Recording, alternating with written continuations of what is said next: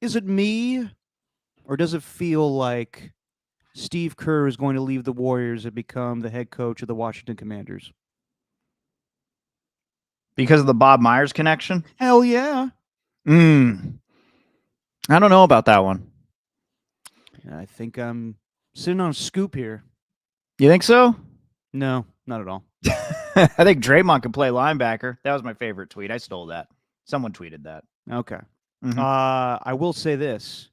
Everyone that was reacting to the Bob Myers news that he is going to be an advisor to the Washington Commanders. The key word is advisor. I think that the tweets that came out Monday morning were very misleading by Ian Rappaport and Adam Schefter to suggest that he's going to, it's a big time hire. He's going to be the man in charge in Washington. That's not what's happening. He's an advisor. He will help pick the coach, and then he's going to go back to doing TV on ESPN. He's not going to be general manager of the Commanders. That's why I felt everybody saw that piece of news, but that's not the case. That was hilarious. I love how Josh Harris just is admitting, hey, we're incompetent here in the front office. We need to bring everyone from my basketball background, from my football background. We need to create a committee so that we could choose a head coach and a head of football operations. And then the first thing you know is, well, Bob Myers has connections to Agent Don Yee and could be getting Jim Harbaugh to Washington. I think Jim Harbaugh is going to sit in front of an advisory committee and take advice from people who aren't even involved in his own sport. Yeah, no, right. No, I think Jim Harbaugh is going to be like, this guy doesn't know basketball or doesn't know football. He's a basketball guy. So why am I talking to him? I just won the national championship, and each piece of confetti tells a story here. But my story tells me not to trust this guy. I'll tell you that. Then they ask him, what's the difference between football and basketball? Why can't basketball be involved? Well, the basketball's round. The football's it's oval. So it's shapes. You already have a difference in the ball. I'm not a professor or anything, but it's geometry. Do you see any baskets around the field? It's not basketball. Football. I will say our Jim Harbaugh is not very good. I think what's his name? Who's my guy on Twitter doing all the sports impressions? He's not your guy if you don't know him. It's Joey Molinaro. He's definitely not my guy because he stole my fucking career. Anyway, just your opinion, man. Stephen Langford, Derek Papa. We're going to get to a lot tonight. And this is going to be the first of 2 shows we're going to do during the week because everybody wants to watch football on Saturday. So we'll get everybody, tonight we're going to talk more about what's going on, news, kind of recap, then Raiders season, Niners season still going on. No one really cares about what happened in the Rams-Niner game, but we'll touch on it briefly, I guess, in quick hits. Talk about the coaching changes, Harbaugh in the news, Draymond almost retiring. And then when we come back on Thursday, we'll kind of break things down with the playoff matchups in the wildcard round and then get to our JYOMs. Got to come up with some categories for that. We'll get to that today? No. We'll get to that Thank on Thursday. God. No, did nothing play with the JYOMs at all. So you and I will figure out what the categories will be, and we'll figure that out on Thursday. But tonight, we're talking about other things. Like the national championship. By the way, Steven, smart man, lost in picks, so not that smart. But he's going to do the hot sauce challenge tonight, and I texted him yesterday before the national championship. There's a chance for you to beat me if you take Washington, because I'm going to take Michigan. And he was like, nah, I'll just take the loss. And I was like, Jesus, you're doing this again? Just take the loss? Why don't you try to beat me? He's like, nah, I'm going to lose. Just, it's okay. So then in the third quarter, when it was 20-13, I was like, you still think this way? And he was like, yep. And sure enough, it stayed the same. So there you go. I wasn't feeling too confident. It wasn't that. It was, I would have taken Washington, but I wasn't feeling too good about the fact that you picked the over. I didn't think that game would go under, and it didn't, if I'm not mistaken, right? What was the over-under? I don't even know. Damn it, I forgot. Well, you would have. What was it? 46. You would have leapfrogged me 34-13. So 47 was the point total. Didn't they have it like right at 47? No, it was just doing math live.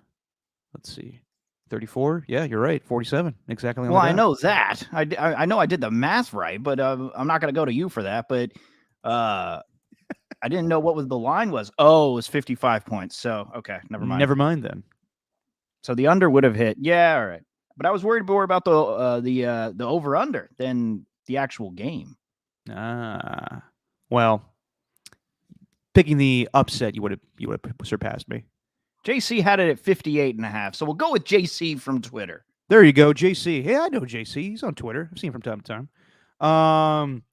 National championship game itself. Michigan wins. Congrats to Jim Harbaugh. Finally gets that elusive national championship, or just a championship in general, that he's sorely sought after. And Michigan played their usual game. They played really good defense. That's what has been their pretty much the reason why they've won most of their games. They have a great running game. I think they had a national championship record 303 rushing yards. I got to say, though, anyone that's thinking J.J. McCarthy is going to be a great quarterback in the NFL, no, I don't see it at all. That guy can barely throw downfield. So I was texting with people that watch a lot of college football, and I was like, does everybody think this J.J. McCarthy guy is that good? Because I got to be honest, I don't see it at all. And they were lucky that they got turnovers in that game. They were actually really lucky that Michael Penix went from looking like the second overall pick in the draft to looking like, ooh, he gets a lot of help. He's got great receivers and protection around him. And he was hobbled after that game. He's getting beat up by a Michigan defense, which he'll see more of that in the NFL. And I was not impressed with Michael Penix. I'm not going to kill him over that performance last night because he played a good defense, but he missed a lot of wide open guys that really could change that game. But yeah, Michigan benefited from their defense and their running game, but I was not impressed with their quarterback whatsoever, but good for them. It was Big Ten football at its finest, and Washington and Oregon. I'm not going to say they're in for a rude awakening next year because they might have an easier schedule. Like, look at Michigan's schedule; it was not that hard dating back in the regular season. They had a couple of tough games here and there, but overall, not that tough. But when you get to, say, the Michigans of the world in the Big Ten, that's when they start running the football down your throat. Right? That's all they do is just run. Down the gullet. Say it down right. the gullet, excuse me. And yeah, it's tough being on that national championship stage, though. I didn't think J.J. McCarthy really – I wasn't even looking at him as an NFL quarterback. Was looking at Penix, though. Yeah. Was looking at Penix. And when you have the best offensive line in football and you're under duress for damn near the first time this season, although he was against Arizona State, and that game was really, really close. But – when you're under duress and you don't perform that way, it makes me wonder how he's going to perform in the NFL. Like, how's he going to do when defensive lines are constantly getting to him? Because it's going to happen each and every game. No offensive line is perfect unless you're, say for one or two teams. God, it's going to be a lot harder for him in the NFL. And the fact that he was hobbling off the field afterwards, not a good look with all the injuries he's had in the past. Yeah, I would say that there's a lot of time right now between the draft or now between, whatever, the combine and all that stuff, and then we get to the draft. Well, there'll be a lot of time to evaluate Michael Penix and come up with some excuse to not draft him, which that's what happened with C.J. Stroud last year, and that was all bullshit. So we'll see what happens. He very well could be, in the mix for being some of the best quarterbacks in the draft, but I was not that impressed last night. I was impressed last week against Texas.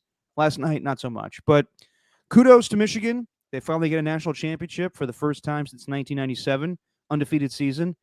And for the NFL watching audience, this was going to be very intriguing to see what happens with Jim Harbaugh. This was all part of, I guess, his plan.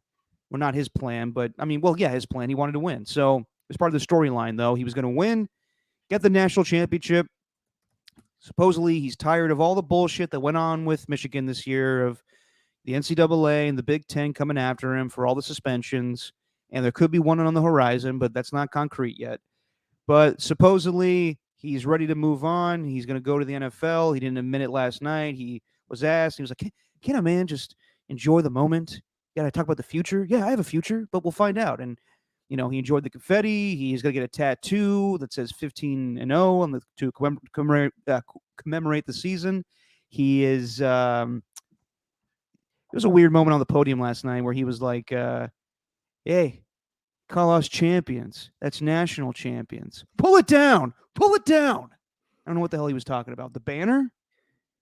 I love to picture the Harbaugh family riding in a road trip on the freeway, and they're next to, a big ass truck, and they're all doing, pull it down, Hog, pull it down. Yeah, what did that mean? I want to say like talking about the banner that will be put up. Oh. Huh. But in the moment I was like, what the hell is he talking about? Yeah. Just being weird. Jim Harbaugh, he gets a seat at the big boy table now. And and Reese Davis, when he was done with the interview, he did the classic Harbaugh walk-off where I don't know where he went, but he just wanted to get out of that interview as soon as possible. Then Reese is like, Coach, you're going to want to be here for this one. Let's bring in the executive chairman of the college football playoff to bring out the trophy. Well, I do love it. It's always awkward, but I do love Jim Harbaugh doing the classic, like, all right, Coach, you won the game. What do you think? Oh, great game out there. Kids played 110%. Talk to this guy. And just walks away, and they're always like, I didn't want to. Okay, shit. Hey, you. Yeah. I don't have your stats in front of me, but yeah, he played a great game. Yeah. So now we're waiting on what's going to happen with Jim. And yeah, like I said, everything says that he's going to go to the NFL, the Don Yee connection.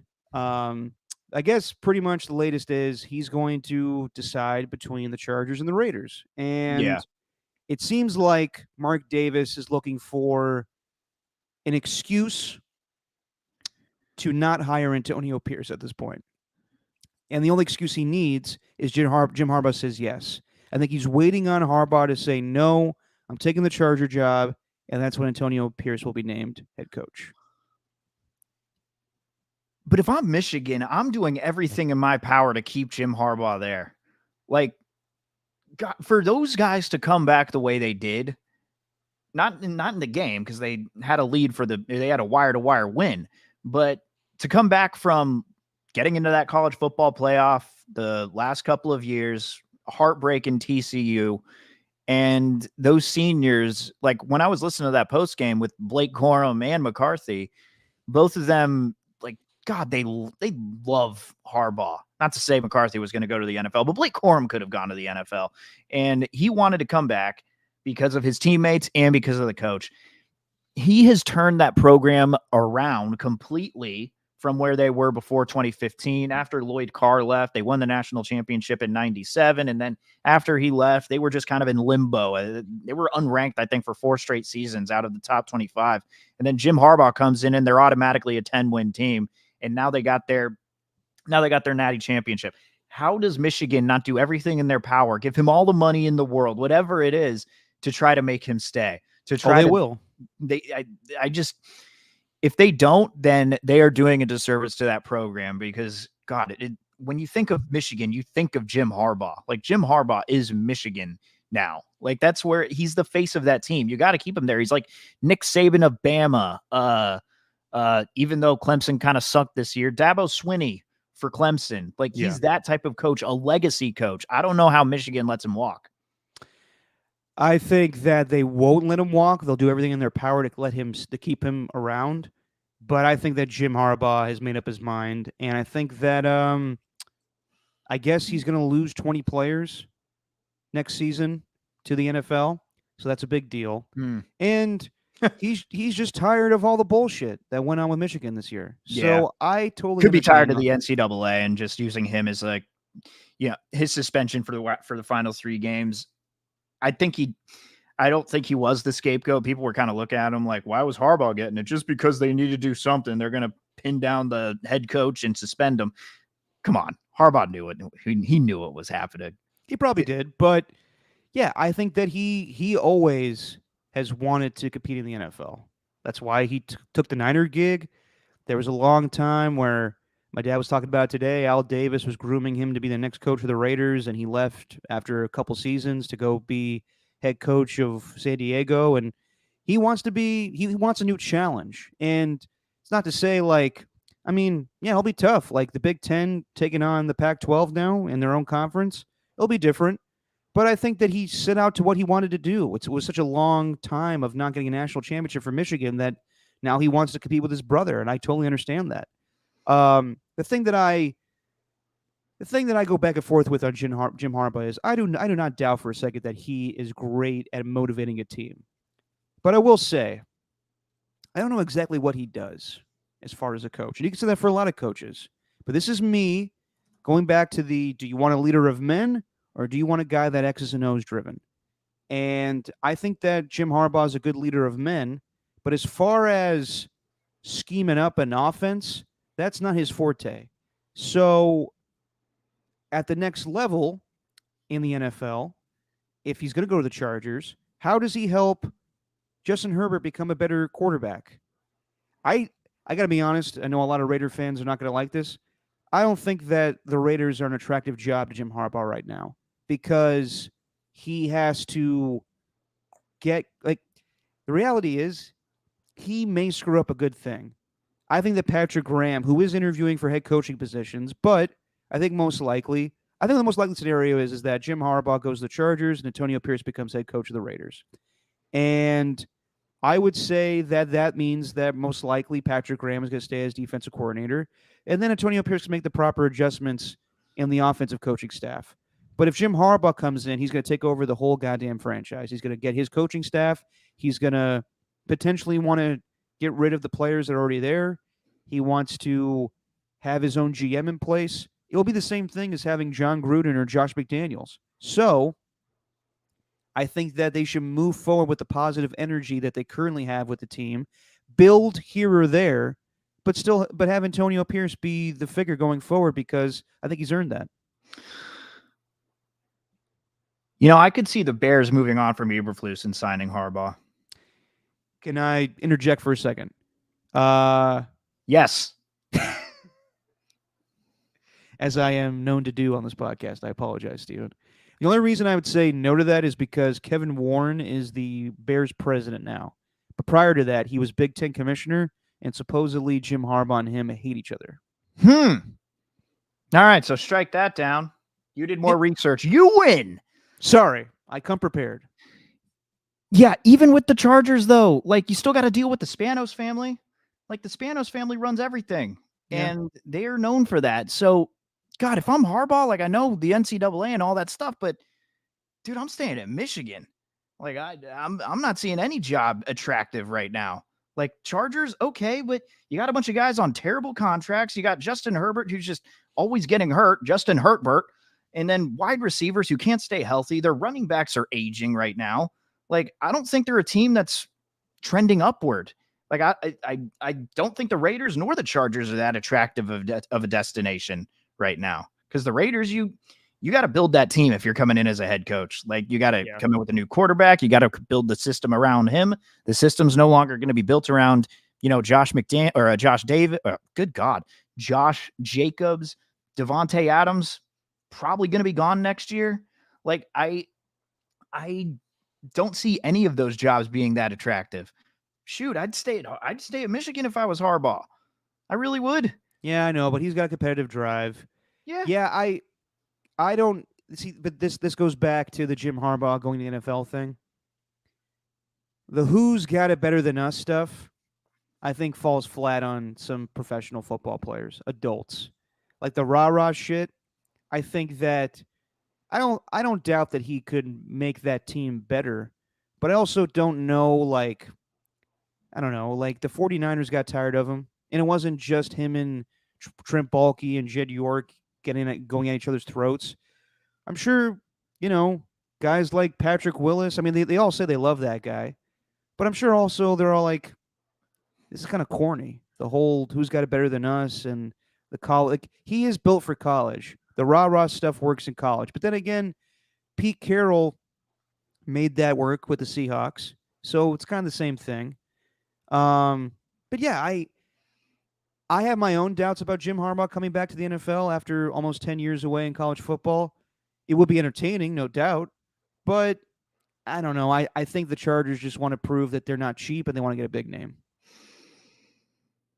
All right.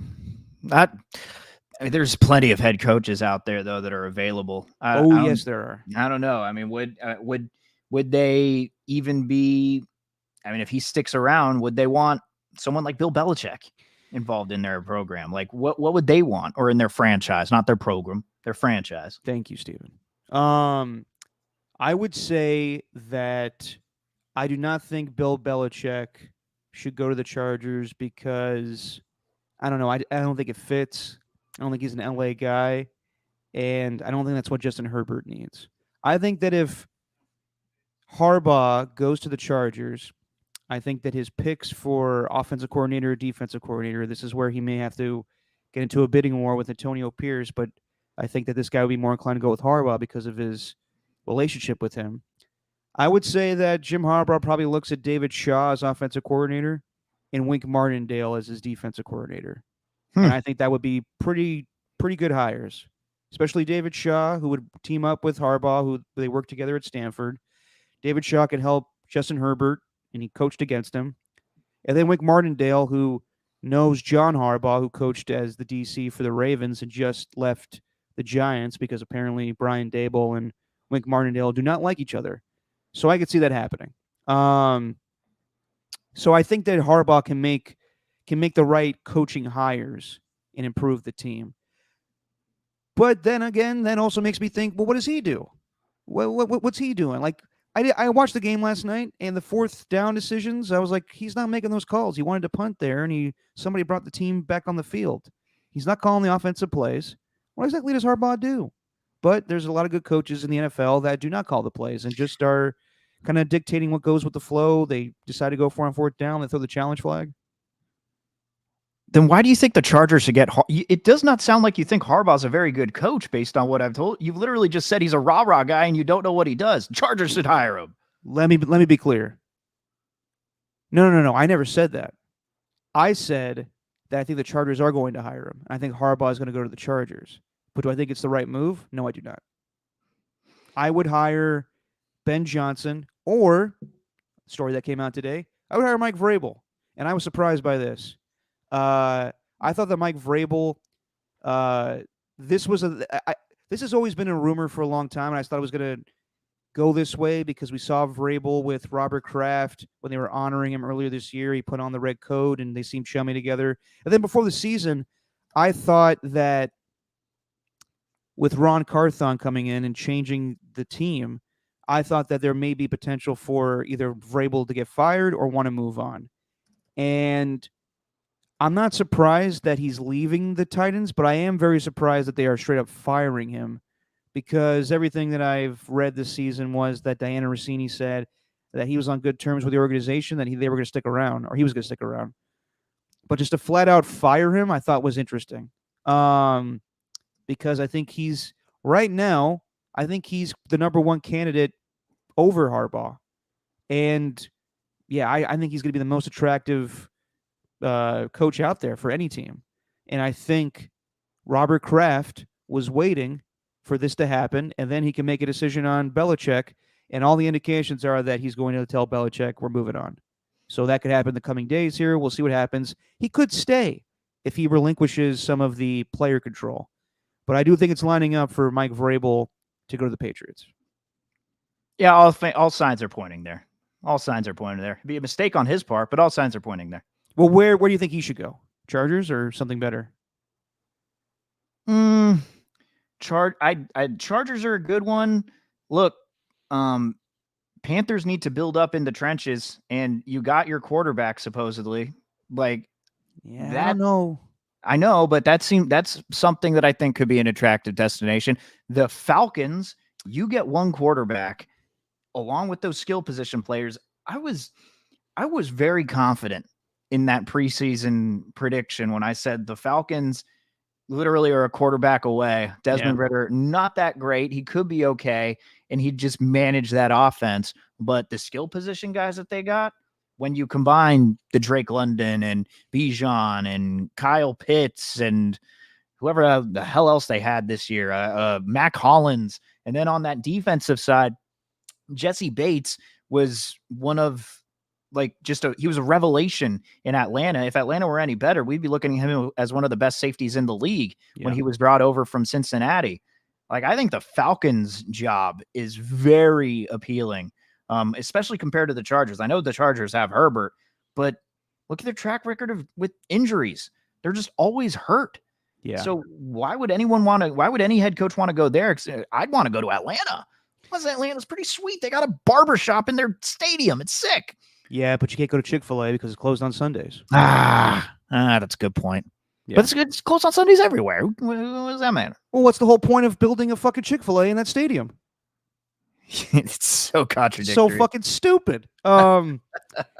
So I would say this, though, Steven. Yes, the Atlanta job is attractive for everything but the quarterback. And I understand why people want to go to the Chargers because you've already got the quarterback. That's the most, like, that's the biggest thing that every team needs. So once you have that, you have less to worry about. With the Falcons, yes, you got Bijan Robinson and Drake London and Kyle Pitts and all these great talent, but now you got to find the right quarterback. And sometimes that's, you can find that, like the Jets are attempting that with Rodgers right now. But now they got to go, like, they got to get the coach and they got to get the veteran quarterback to come play for that team, which is easier said than done. Yeah. No, that's true. None of these jobs are really that appealing in the end because there's always something you can find wrong with it. But like, if your only job is you got to find a quarterback, then I'd go to Atlanta if I were a head coach.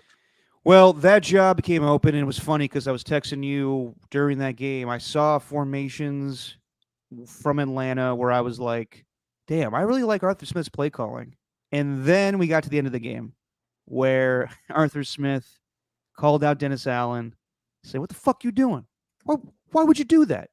It's fucking bullshit." What happened was the Saints were winning that game convincingly. They were already up 41-17, and they were on the 1 yard line in a kneel down formation. The game was over, victory formation. And they wanted to get Jamal Williams a touchdown. Now, there's conflicting reports if Jamal Williams had an incentive for one touchdown, which I find hard to believe. But maybe they just want to get him one touchdown on the season. So Dennis Allen told them to be in victory formation. Jameis Winston said no. And they ran up the score 48-17. And if you haven't heard the audio, this is Jameis Winston defending his decision. Do you think we regret that? Well, you do have to play these guys twice a year. That's all I'm saying. We already played them twice. I know, but I'm talking about the future. Somebody's got to play these guys twice a year. That's all. How do you feel about it? Tell me how you feel about it. Not good. Why don't you feel good about it? Because you got to play these guys twice a year. But what about it makes you not feel good about it? The head coach tells you to kneel it up. You're asking my opinion? Yes. I think you should have kneeled it up. Okay. Well, I'm just telling you as respectfully as I can. You answer my question as respectfully as you could, and I'm telling you as respectfully as I can that I respectfully disagree with you. That's all. you disagree with me or the entire team? Whoever made that decision. Okay. So you disagree with the entire team. So thank you. No, I'm just being honest and respectful. And that's what I'm attempting to do too. And that's what I am doing. So, yes. Oh, Jameis. I love him. So in the moment, when I saw that going down, I was like, all right, Arthur Smith, chill the fuck out. Like, I get it. They ran up the score on you. And this is what I was thinking about with Kyle Shanahan going for the record against McCaffrey. I was like, is any coach going to freak out on him that they're running up the score? That didn't happen. Doug Peterson totally understood what was going on, so he was more than cordial in the post-game meeting. But Arthur Smith was pissed. And now that I see the whole situation, that they were in victory formation and ran a touchdown, I totally understand why he should be upset. And I especially understand why he should be upset because I think he knew that if he got blown out, he was going to get fired. And it was kind of them dancing on his grave a little bit. Yeah, that's exactly what it was. But that wasn't the reason he got fired, though. The reason he got fired was because he didn't use his players. He didn't use them the right way. For whatever reason, he just did not use Bijan Robinson, whatever. They had multiple chances in the end zone. God, I'll never forget that when there was I think they were first down. They were inside the 10, And it was just 4 straight plays without getting it to Bijan. And he didn't have an answer for it. And then he answered for his red zone struggles later in the season and went on like a 6-minute rant. And when you answer something for 6 minutes, take a look at Aaron Rodgers on Pat McAfee today. When you answer something for 6 minutes or more, that means you really have overthought whatever point you're trying to make, whatever you're trying to do. And in the end, you've gotten away from what the original point was, which was put the ball in the hands of your stars. It does not matter whatever you think.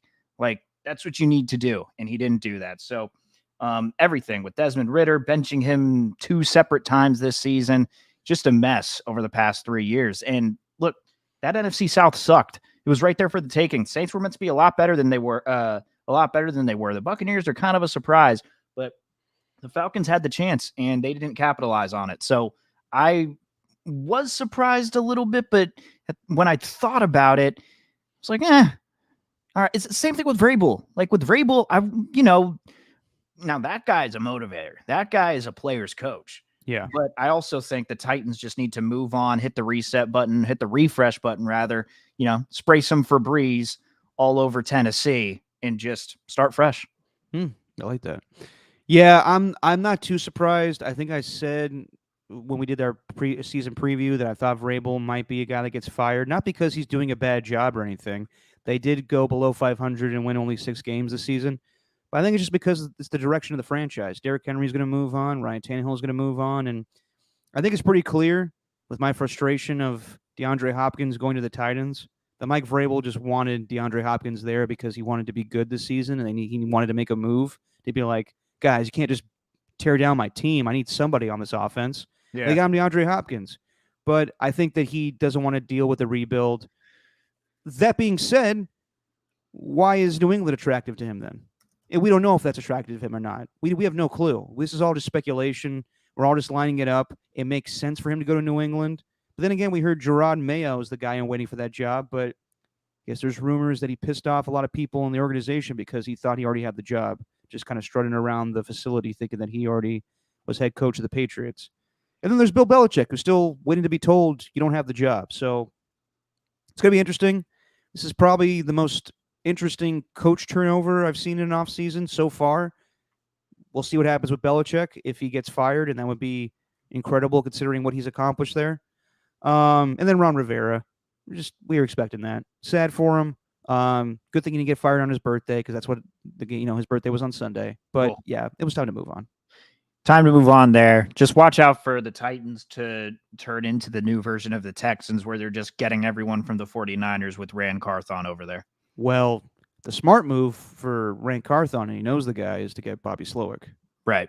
I think that's the number one. I thought I was about to bring that point up, thought I was being original. Then I just made sure to Google Titan head coaching candidates, and number one was Bobby Slowick. So It turns out that what I thought was an original opinion turns out that it's a lot of people's opinion, man. Yep. So we'll see what happens with the head coaching turnover. I'm sure it's going to be kind of crazy the next few days here. We'll see what happens. But let's get into the Raiders a little bit because their season is over. They are 8-9. And actually, Stephen, while I go into this, when I get your opinion on this, man, I'd like for you to eat the hot sauce. All right, hang on. I forgot about the chips. I got to open the chips. So the Raiders went 8-9, and that's kind of what I think you and I expected given what was going to happen at the beginning of the season. Between Jimmy Garoppolo being the quarterback, Devontae Adams, Josh Jacobs coming off, leading the league in rushing and getting the 1-year contract. We didn't think they were going to be great, and we didn't know really what to expect. If it was kind of like a rebuild year a competitive rebuild is what the phrase was in the offseason, at least for me. And then things went shitty. The offense was terrible. Josh McDaniels was fired, and I thought that they were going to be in the Caleb Williams sweepstakes. I didn't think Antonio Pierce was a legitimate candidate. I thought they were just filling the time to tank, honestly. And then they got better. And they were actually a pretty good defense with Josh McDaniels. They played well. Offensively, they were terrible, but they played well against the Patriots and Packers and other teams that they played at home. But then the team really changed when Antonio Pierce became head coach. Something that I haven't seen in quite some time, where the Raiders played with a swagger and attitude, and I didn't care for the cigar stuff in the post game. Actually, the Seahawks copied that and got made fun of by Greg Bell, their own beat writer, which was funny. But as far as the Raiders, they have a new mentality. I think that they're all in on Antonio Pierce. So just the positives of the season. I think the defense is the best it's been in quite some time. I would move forward with Patrick Graham as defensive coordinator, try to keep as much pieces on that defense as possible. And the team, the positive was moving on for Josh McDaniels. I will give credit to Mark Davis. He did make that move, which doesn't vindicate him of anything, but at least he knew to move on from that when it was a bad situation. Most owners would just be like, I paid the guy, so what do you want me to do? And they found a coach that galvanizes the team and has a good culture moving forward. So with all that said, I think the Raiders are in the right direction. I think they need to address the quarterback position. I know that Aiden O'Connell played better as the season went on, but I see him more. I see him more as a backup. I know. I'm not even hot sauce. My voice is Easy. I know. I think they need to get a first-round quarterback. I think that's vital to them this season. They didn't do that last offseason, and I think they need to look at a younger option, a guy that's versatile, that could compete with the Mahomes and the Herberts. No more Russell Wilson probably in that division. So I think the Raiders are going in the right direction, and I would like to see Antonio Pierce stay on. There's other moves they got to make, but yeah, I think there's a lot of things to look forward to with this team. I think so. All right, I'll just go and I'll start. Okay, I put a lot. I put 2 dabs, a couple of mounds on the sauce. So There you go. Gonna be okay, buddy. Cheers. Cheers. Right on the tongue. Immediately it's numb. Yep. Immediately. You love slamming the table. Dude, how do you not slam the table? Oh, this one hurts. Is your hot sauce different than mine? Yeah. Which one do you have? Triple X. Oh. Please help me. Help me. What? Water. Oh.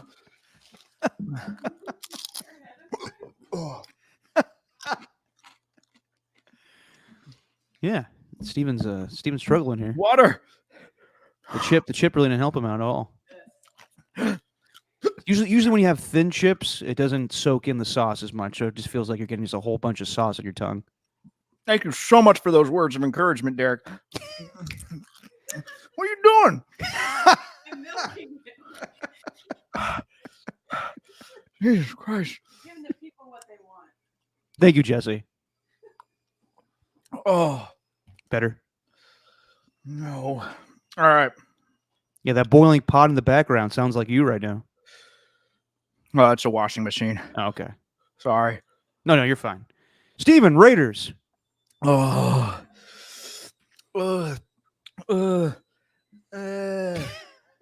Jesus, This one really You're hurt. so fucking dramatic. You know, Derek, it's called theater here. I'm not like you, where I just go through the hot sauce, have like a cough, and then I move on. Me, I'm sort of putting on a show, but I really feel like this. Hey, I put on a show, put in my best Marlon Brando impression on for everybody. Mm-hmm. That sounds really bothering me. Yeah. Yeah. All right, Raiders starts with, I want to start with Max Crosby. Shout out to him for the season that he had. Patrick Graham, fantastic coordinator. And I think the number one thing on their to-do list this offseason has to be to bring him back, because I think a lot of teams are going to be clamoring for him again. Already are. He has an interview with, I forget which team, but. Mm-hmm. So do everything you can to get him back, but that wouldn't have been made possible without Max Crosby and just the pressure that he is constantly putting on the quarterback, on the offensive line. You saw it in the Dolphins game, or the Dolphins Hard Knocks, rather, before the Dolphins game. He's the type of guy, I'm going to quote Michael Lombardi, the type of guy you plan for on a Tuesday. He's a Tuesday player. As soon as Tuesday hits and you're looking at next week, you're game planning for how you're going to beat that guy. Shout out to him for everything he did this year, staying composed through all the crap that just went down with the team, with the head coach, everything. Oh, I think he deserves a lot of credit. Shut up. I just threw a chip at Jesse for everyone that just saw that. Anyway. You guys would have a healthy marriage. Yes, we are. So, shout out to him. But yeah, the number one thing I got to do is get Max Crosby. Number two, I don't think Josh Jacobs is going to be here anymore. Yeah. That weird tweet where he writes LOL, like he says, "Why do you all think I'm talking about football?" What else are you going to type LOL about on Twitter, huh? What, were you watching a cartoon? Were you watching an episode of South Park and thought, this is hilarious, I'm going to type LOL on Twitter, tweet it? No, you're typing that because you saw the injury stuff and they're probably keeping you out of the season because they know you're checked out. Like, I love Jacobs, but come on. What's he typing LOL for other than football reasons? So is that, I don't know the whole story there. I just have not been up on my Raider news. Is that a legitimate thing where they have kept him out of the games because they just think Zamir White's playing better, or is he was legitimately hurt the last few games of the season? I don't know. That's just me speculating. I don't know. Come on, Hondo. I could be, exactly. Where's Hondo when you need him? He's at the Pro Bass shop. But Bass Pro Shops. Hey, I'm going for a lovely day to Bass Pro Shops. Odd thing to tweet about. By the way, unrelated, did you see the video of the guy at the Bass Pro Shop, butt ass naked, swimming in the tank? Cold water. Yeah, cold water. Freezing. Below zero. But dude, Zamir White, I haven't seen him run like he did. I was kind of down on him to start the year, but coming back, and when you get your starts, 17 for 69 with a touchdown against the Chargers, 22 for 145 against the Chiefs, 20 for 71 against the Colts, and 25 for 112 against the Broncos. Very impressive for the past few games. Like, I think Zamir White could take over as a starting running back if they need him. I do think they need to add some depth in the draft, and if they do end up getting Harbaugh as the head coach, then I don't know, Blake Corum would be pretty nice. But then but it all starts with the quarterback. Like, I think Antonio Pierce is a lock for the job. I don't even think it's a discussion, actually. I think Antonio Pierce is going to get this job. Now, hold on. Sorry. Are you saying that because you think Harbaugh is going to pass, or you think that they're going to pick him over Harbaugh? I think they're going to pick him over Harbaugh. Really? Okay. Yeah. I don't think they want to risk letting another interim coach go, even though, again, I don't believe that Rich Bisaccia would have been the answer. No. But, God, they're 8-9 when the season was just out of sorts and they were completely off the rails. He got them back on track. I think he just deserves the job more than anything. So I'd say Antonio Pierce is a lock, but it all starts with the quarterback. And if they don't trade up, because their draft position is not going to be that great, 8-9, you know, you could be in play for somebody, but you're going to have to make a trade. If you don't draft a quarterback, then you're already starting off on the wrong foot with this new regime, because Raider fans have been through it with every single one, whether you go back to Dennis Allen, Jack Del Rio, John Gruden, Josh McDaniels, whomever. Like, it just hasn't worked. And normally it starts off on the wrong foot. I think that's why it was hard to kind of digest what happened with Reggie McKenzie and Jack Del Rio, because they kind of built the team from the start. You know, you draft Amari Cooper and or you draft Khalil Mack and Derek Carr, and then you get Amari Cooper the following year. You get Michael Crabtree. You build up that offensive line. It's just it felt like they did everything right to build a contender, and then it just all fell apart. So it starts with getting the quarterback, though. Like, if you want to get Raider fans on your side, trade up, draft one who you trust, who you can build around, and then go from there. Because honestly, 8-9 seems like it's pretty well in the cards for next year too. because their team's not that talented right now. No, but I think that they're pieces, and I think that this is the best defense I've seen in quite some time. I mean, Yeah. Max Crosby, Malcolm Kuntz. They're building up Trayvon Walker. Not Trayvon Walker. He plays for the Jaguars. Who did they draft this past year? Didn't even play that much. Can't even think of his Who? name. Who? What? Raiders. Number 9. Tyree Wilson. Tyree Wilson. They got pieces, and it's probably the best secondary they've had in quite some time too. Ryan Splain, actually. Ryan or Robert? God, I'm so bad with names now, Steven. Jesus Christ. Robert Splain played well. Yeah, dude, we'll see what happens with Devontae. Like, is it in the best interest of the team to keep him going forward on a rebuilding team with a rookie quarterback, most likely? Or is it better to get another first-round pick and send him to the Jets? But then I saw speculation out there that maybe because of his age, he may not garner a first-round pick anymore, which is crazy to me. But I beg to differ. I think that Devontae Adams is still one of the best wide receivers in football, if not the best in football, and he does deserve a first-round pick. That's the only way I would move Devontae Adams, is if it garners a first-round pick.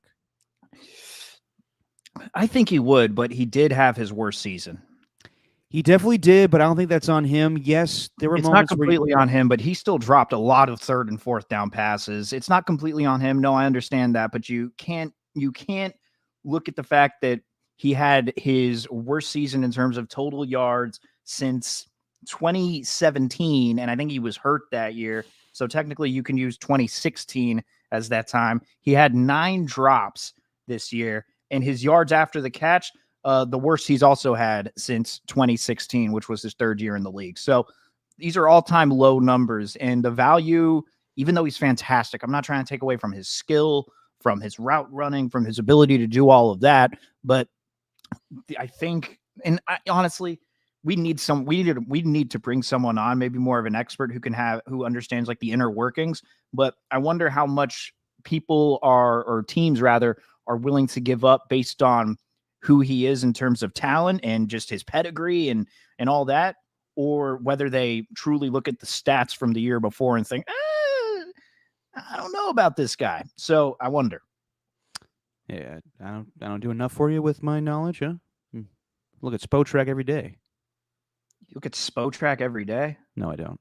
All right. Or maybe I do. So you're just looking at contracts. Hey, it's good knowledge to know that shit. You definitely were in the it's knowledge. It's knowledge for the podcast. Yeah. For real life though, it's you could be the guy you're sitting in a group and maybe they're just kind of casual viewers of sports, and then you tell them everything and they're like, Jesus, dude, what do you do? Hey man, it's a real panty dropper when I walk around, but like, hey, do you know the inner workings of Devontae Adams' contract? Oh, yeah. You think that's hot? Let me tell you the Super Bowl MVP from 1987. All right, Fortenbaugh. So I'm with you on everything, Steven. I think that the Raiders, there's a lot of stuff that needs to be worked out, but I think that they are in a good position going forward. And it may benefit them trading away Devontae Adams. And maybe it's time to move on from Josh Jacobs, even though I wouldn't. But it all depends on what happens with the running back market this offseason. I have no idea what's going on with that. The only person that got paid was Jonathan Taylor. Right. And then we will see what happens going forward. I mean, Derrick Henry sounds like he's leaving, and I wonder what money he's going to get this offseason, along with Saquon Barkley and Josh Jacobs. So it's going to be interesting. It's going to be an interesting offseason for the Raiders. And but I think this is the most positive that fans have been in quite some time. They still got to make the moves. They're probably going to release Jimmy Garoppolo. I think that everyone was hopeful last offseason of whether it was going to be Tom Brady or Aaron Rodgers, and then it became Jimmy Garoppolo, and everybody's like, "Oh shit!" And I think more people will be happy if Antonio Pierce becomes head coach. I did see this today. If he does not become head coach, there is the option, I guess, on the table for him to be the defensive coordinator of the New York Giants now that Wink Martindale has left.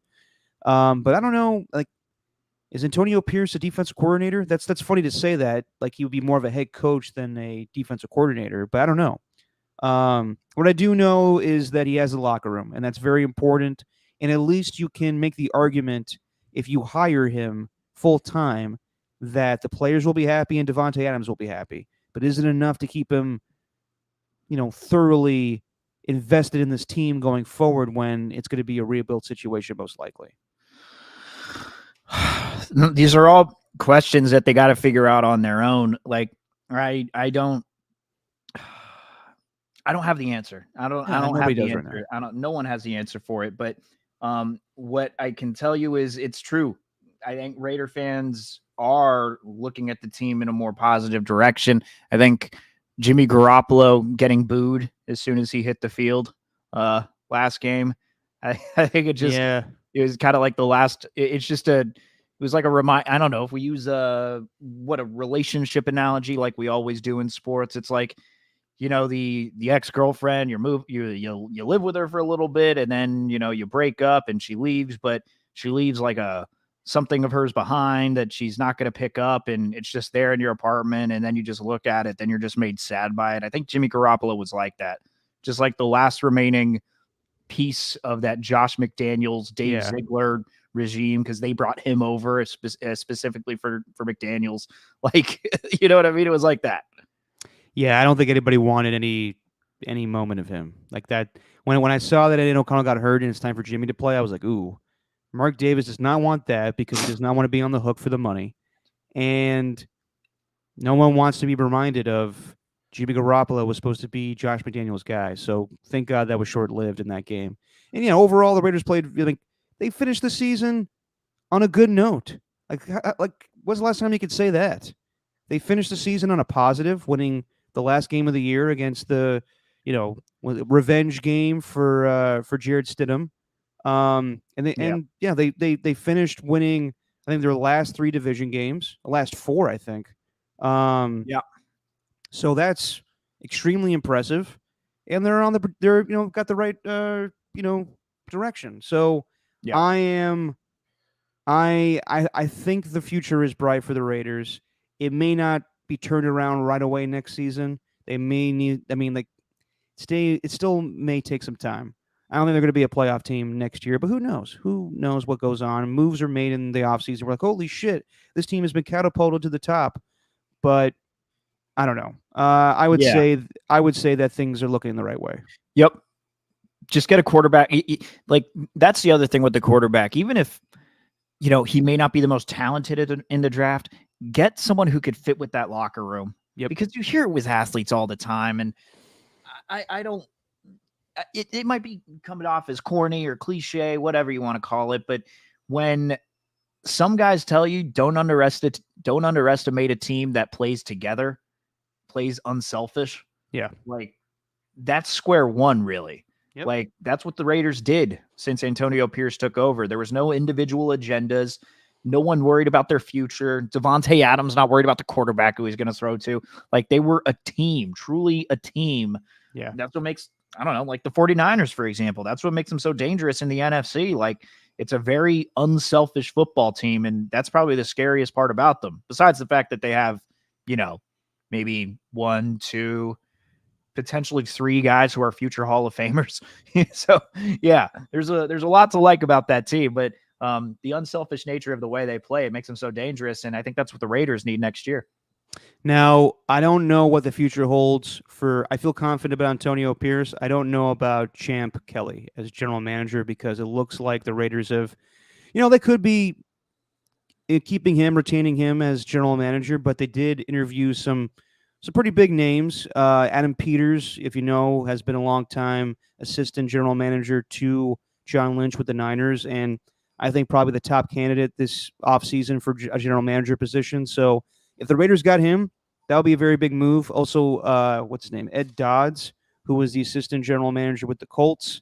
That's a guy that's name has been thrown out there for a long time. And also, I think he's a big Harbaugh guy. So we'll see about that. But, as far as general manager position, I would say that's not as, clear. I would think that it's either Harbaugh or Antonio Pierce as far as head coach. But as far as GM, the guy that's picking the groceries, I don't know. I don't know if they're going to retain Champ Kelly as the GM. Yeah, I don't know about that either. And it's besides the GM, we've been talking about it. They got to find the offensive coordinator, and I really think their best case scenario is that they hire Scott Turner as the OC, and Okay. he turns into just one of these random, out of nowhere, just came out of left field from the cornfield of Iowa and just stepped in and became one of the best offensive coordinators in the league, a la Ben Johnson, a la Bobby Slowick.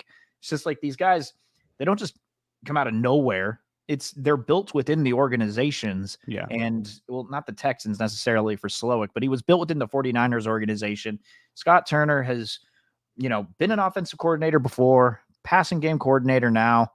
I think the best case scenario would be for him to turn into one of those guys. Okay. I don't hate that. And also, he's Norvell's son, Norv Turner. Yes, And sir. we know he was a great Raider head coach. Yeah. He was something. He was something. And, didn't want to throw to Randy Moss on the 1 yard line. I won't go there.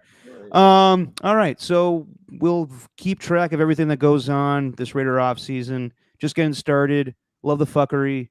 We'll wait for that to go down. Should we do a little quick hit, Stephen? Yeah. All right, let's do it. I will say the playoffs are a lot better with the Texans and CJ Stroud over the Colts. I thought the Colts were going to win, but I'm glad the Texans are in because they are a more entertaining team. And, God, who do you put the blame on more? Gardner Minshew for that pass or the running back for dropping that? That's a tough one. I personally go the quarterback. Yeah. I'd go the quarterback. You got to make the accurate throw. Don't have your running back reaching behind him, whatever it was. Like it's I believe it was, right? It was, he had to basically turn around it if he wanted to catch it, or he had to readjust on the fly in the middle of his route. You got to make it so it's just right there. Just stick the hands out, boom. Although, God, it was right in his hands though. I know.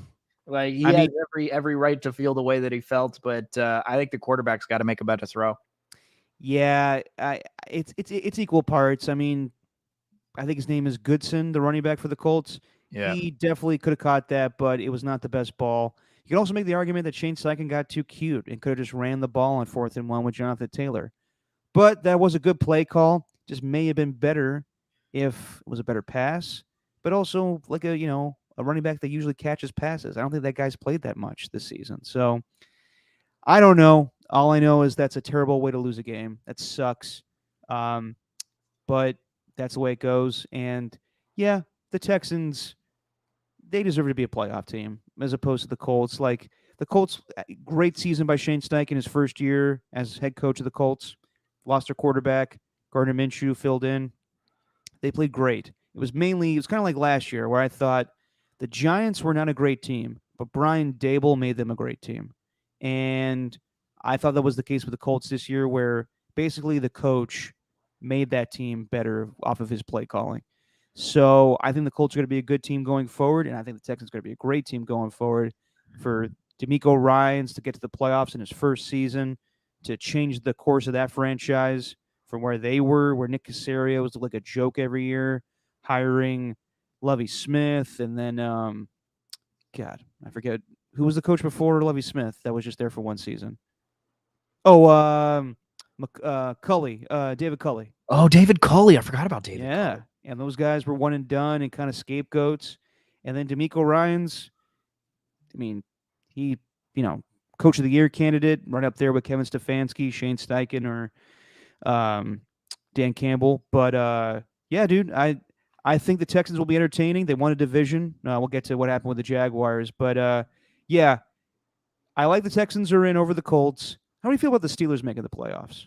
Good defense, but oof, that offense. Yeah, I'm not looking forward to it, but I also don't think that's a team that anyone wants to face in the playoffs. But TJ Watt's hurt. Yeah, it sucks. Like if TJ Watt didn't get hurt, then I'd look at it completely different. But I'm not. This is the Steelers getting to the playoffs does nothing for me. Yeah, I mean they turned it on at the end of the season, and Mike Tomlin. I mean, every year you think they're dead, and then they make the playoffs.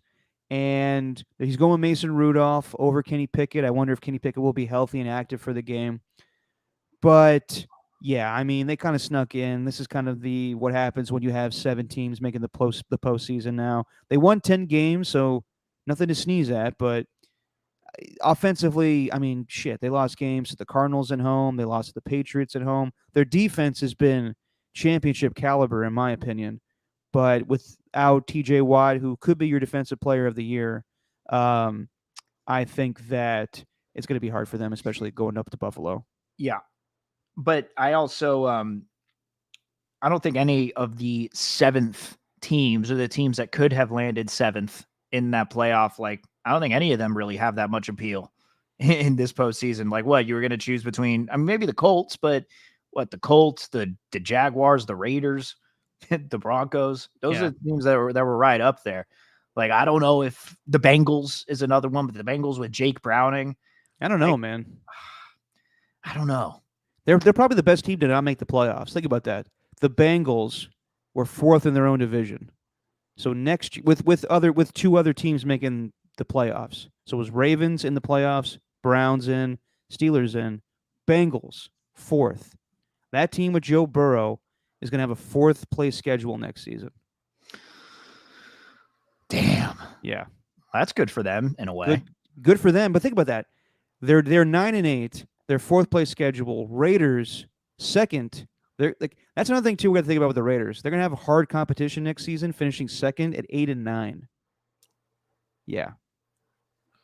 Hey. Yeah. So we'll see where that goes. Speaking of the Raiders, old quarterback Derek Carr, Steven playing his best football in December.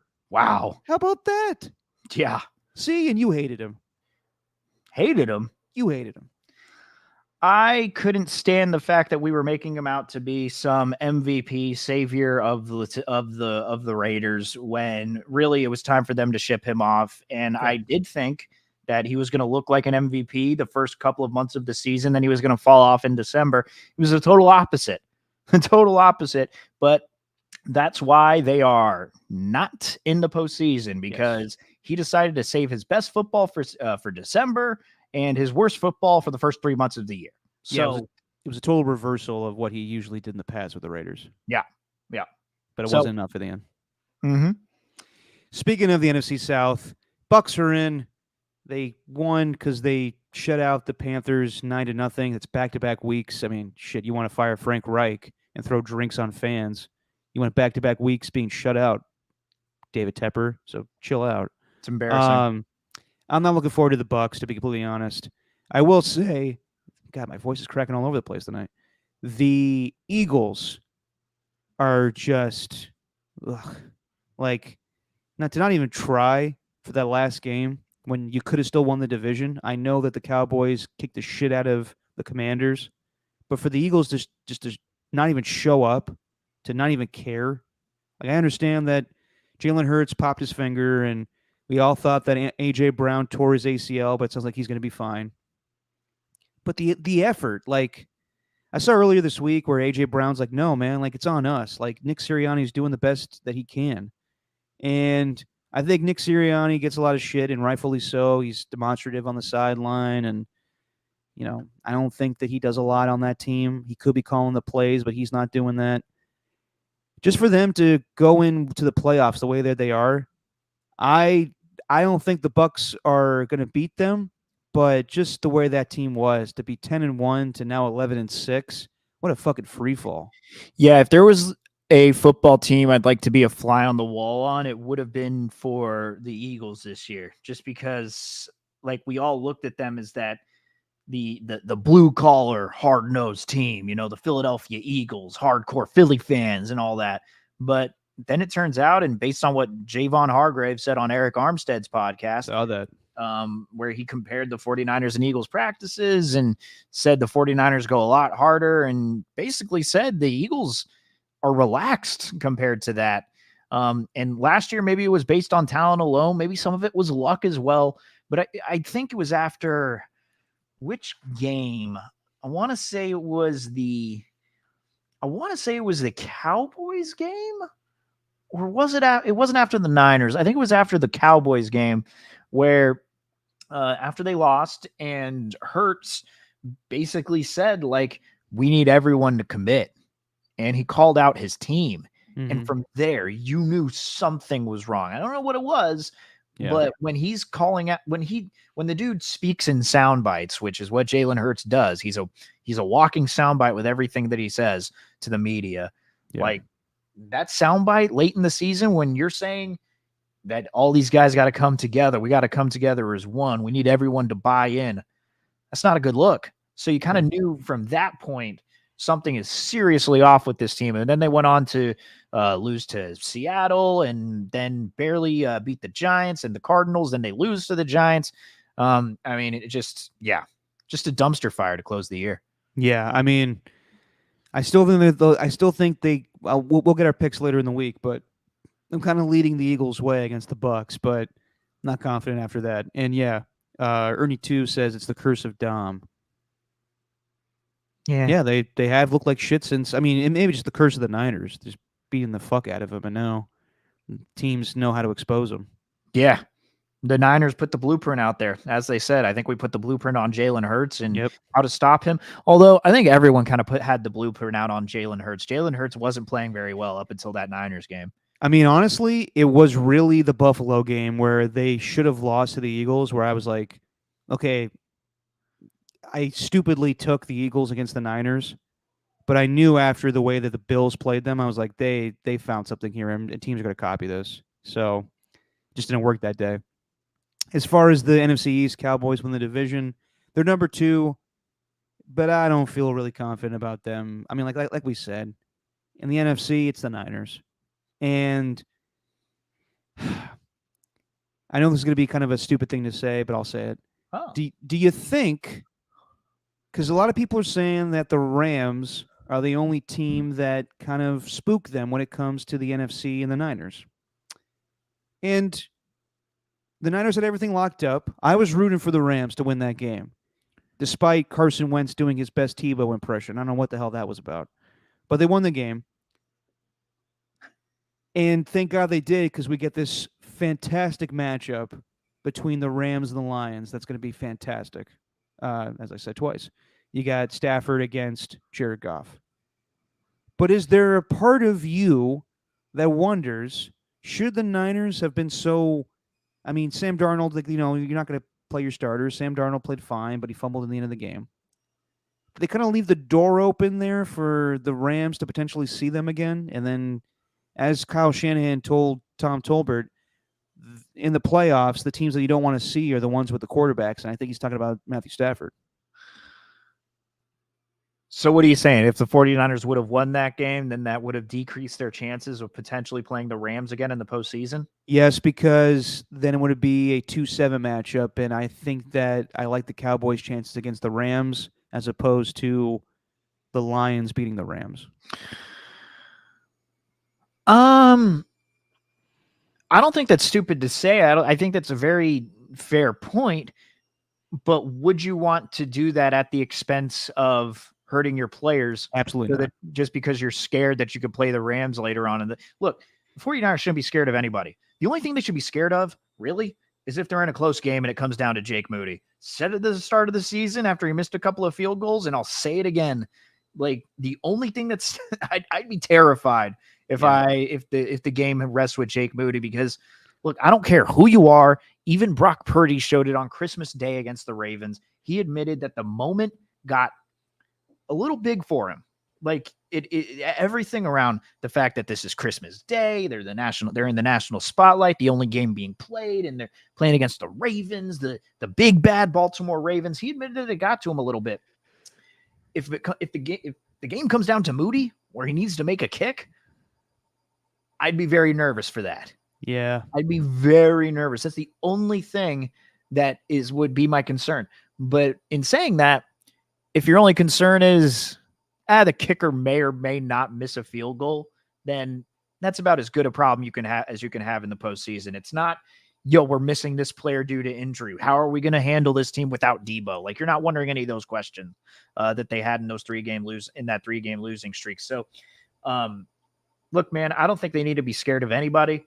Sure, Matthew Stafford, it'd be a different team for sure, and it'd be a hell of a matchup, and they probably would be the scariest one for the Niners because, the Cowboys, Cowboys are the Cowboys. We talked about it before the year. We predicted this, man. Yeah. Anyone who's watched the Cowboys since Dak Prescott took over, they're awesome in the regular season. We always tout them, Dak Prescott, potential MVP, all these different things. And then they fall off a little bit, then they come back, and then they win again, and then they're in the playoffs, and everyone's riding high. Then they lay an egg in the playoffs. I'm expecting the same thing. Yeah. I really am. With the way, if you're going to say this team you should be scared most of is one with the quarterbacks, Cowboys playing Jordan Love. Jordan Love playing some pretty damn good football. Yeah, that could be an interesting matchup too. I mean, it's Packers Cowboys, which is, Going into that Bears game, 17 touchdowns, 1 interception over the past 3 games. Playing pretty good football.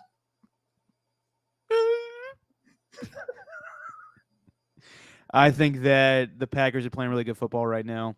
And yeah, they beat up on not Jordan Love. They beat up on Justin Fields, and which had people singing the different tune about whether or not Justin Fields should come back as quarterback for the Chicago Bears with them having the first overall pick. But yeah, I mean, it's going to be interesting. I think that the Cowboys are the better team, but that's going to be very interesting between the Packers and Cowboys. Although Cowboys playing at home.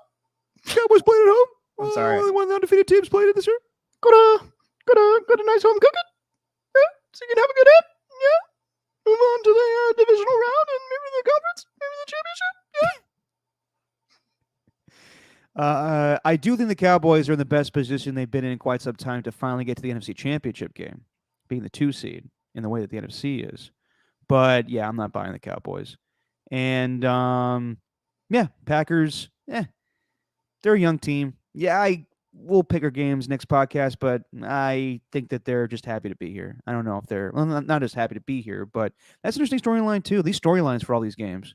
I mean, you got Packers, Cowboys, Mike McCarthy going up against his team. We already talked about Rams, Lions. Obviously, Goff versus Stafford, and McVay knowing Goff.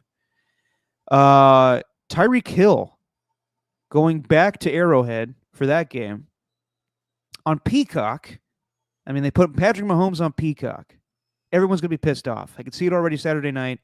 This is one of the best playoff games, and I got to buy this goddamn app. They told you a million times at the end of the Bills-Dolphins game. You got time. Derek, you don't have to stop complaining about this. You don't have to buy it. You have me. You have my login. Just use it, okay? You're lucky you got a sophisticated individual like myself who watches the Prem, all right? Even though I haven't watched it much this year. Haven't watched as much as I'd like. I will get you my login, and you know the reason they're doing this, right? Well, hold on. First off, I'm not using your login. I'm using somebody else's. So thank you, Steven. I'll use your ESPN login, but I'm good on the Peacock. Got my cock. You're good on the cock? All right. I'm good on the cock. All right. Sweet. Well, I'm not complaining at all. I was prepared for this shit. The game that happened Saturday night before Christmas, the Chargers Bills, I'm all good to go. But there's going to be a lot of people that are going to complain. That's fine. Let them complain. Let people complain about what they need to complain about, even though they could find a way around it. That's all people do is complain without actually trying to find an actual solution. Well, you could just put the $5 down, which AJ Cruz is telling me to. I'm not complaining, guys, but you do understand that putting an NFL playoff game on streaming is unheard of. It's unprecedented. Yes. So I can understand why people are going to be upset. But you also understand that this game, if I'm not mistaken, played at Arrowhead, right? Mm-hmm. Who's going to be there? Taylor Swift. And what does NBC and the NFL want to do? They want to make as much money as possible in their future programming. So what are they going to do? They're going to put this game on Peacock so a bunch of the Swifties can sign up for... I'm not going to say it. Just sign up for Peacock. Come on, just say it. I'm not going to say it. I don't want to say it. No, a bunch of Swifties signing up for the cock. God damn you. They're in their cock era.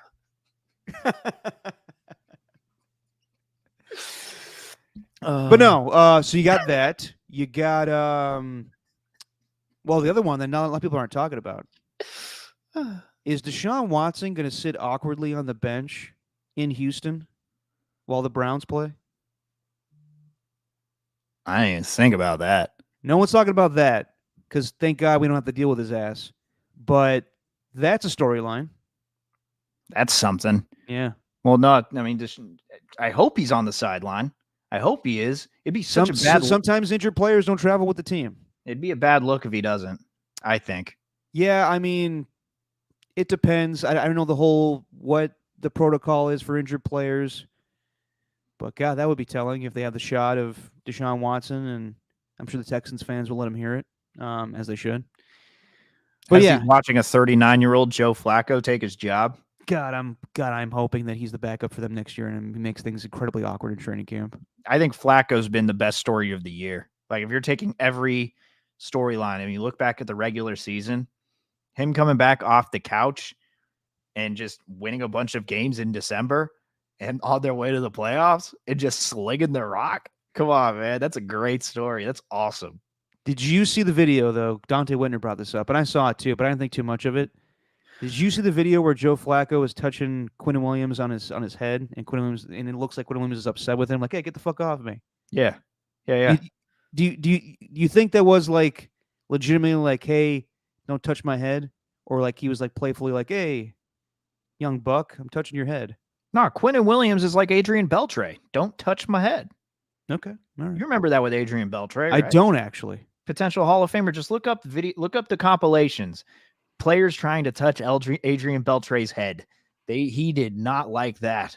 And when opposing players like, I don't know, Miguel Cabrera, who's retired now, and that makes me sad, but like Miguel Cabrera standing on second, touching his head, and then he'd like kind of throw hands jokingly. Elvis Andrews, that was a fun pairing when they were with the Rangers. He'd try touching his head and then he'd almost pretend to swing at him. Yeah, it's little things like that. But yeah, Okay. The rule was don't touch Adrian Beltre's head. So I think it's the same with Quinn Williams. Do not touch his head. Fair enough. Just to finish up the quick hits quick here. Titans. What? Nothing. Go. Titans knock out the Jags. Really bad inning for the Jaguars. I thought they were going to win the AFC South, hands down, but didn't expect the Texans to be competitive. Didn't expect the Colts to be competitive. Thought the Titans would be the second best team in that division, and they knock them out. So, yeah, bad for Doug Peterson and the Jaguars to finish this the way that season ended. Bizarre year for them. Yeah, like they look good at the beginning, and then just Trevor. I think what happened was Trevor Lawrence just got hurt every week. Yeah. Whether it was his concussion or his ankle or his AC joint, just things didn't pan out for him. And I think they're going to be competitive. I mean, that division is going to be very fun going forward between C.J. Stroud and Trevor Lawrence and whatever happens with the Titans and Anthony Richardson. It's going to be fun to watch the AFC South. A lot better than the NFC South, I'll say that. Yeah, agreed. And then finally, the Bills-Dolphins game was very entertaining. Josh Allen looking like he did at the beginning of the year, week 1 against the Jets, just a turnover machine. I will say this. While the interceptions were bad, they didn't kill them. Like, it was another misdirection throw to Gabe Davis. He was a 4th down play where he just threw the ball up in the end zone. That got picked off. The fumble from Christian Wilkins was bad. But the Bills proved to me that they are the more playoff-ready team between them and the Dolphins. And Josh Allen, while he had a sloppy game in the first half, was great in the second half. And it all started with that punt return from Deontay Hardy. And then Josh Allen played a great game. And I don't know what it is about this Bills team. I don't think it's the best Bills team they've had. They've had better Bills teams in the past, this run with Sean McDermott and Josh Allen. But they've survived games the last few weeks that normally they would lose. And they're just picking up momentum. And our guy John Curley texted me this the other day. He was like, it's a weird year because we get a bunch of teams winning their first championships in franchise history in all 3 sports. You got the Vegas Golden Knights in hockey.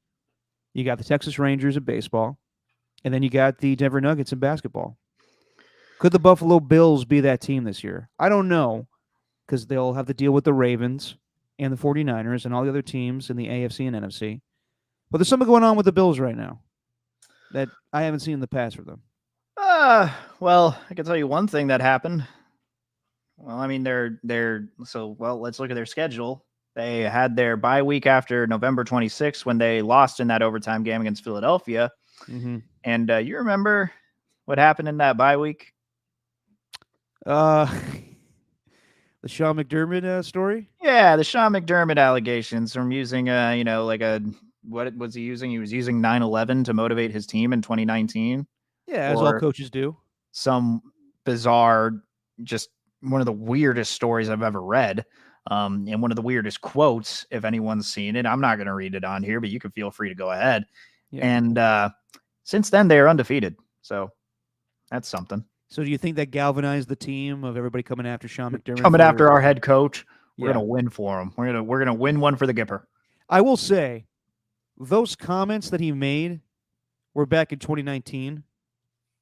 So enough time has passed, and I think that he had to address them then.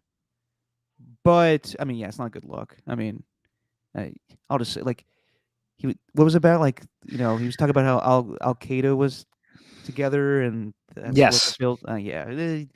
Not great, not great. Yes. But if I read the quotes correctly, it was pretty funny when they're in the locker room. And he's giving this analogy. He's like, "Who could stop these guys?" And one of the players goes, "TSA."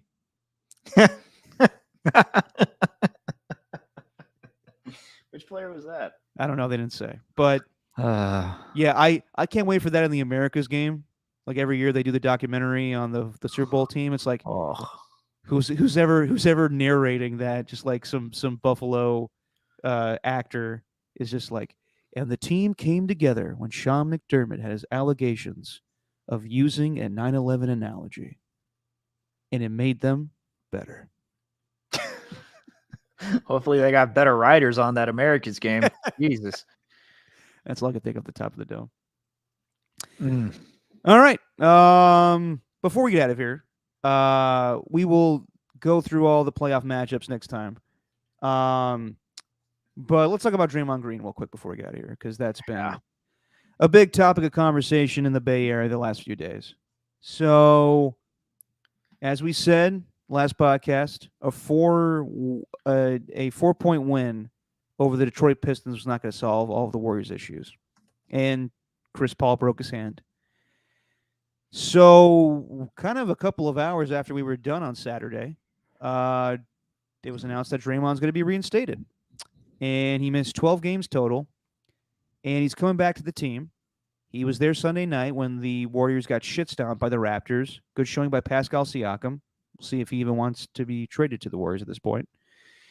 And then Draymond dropped his first edition of the Draymond Green Show. And it was revealing.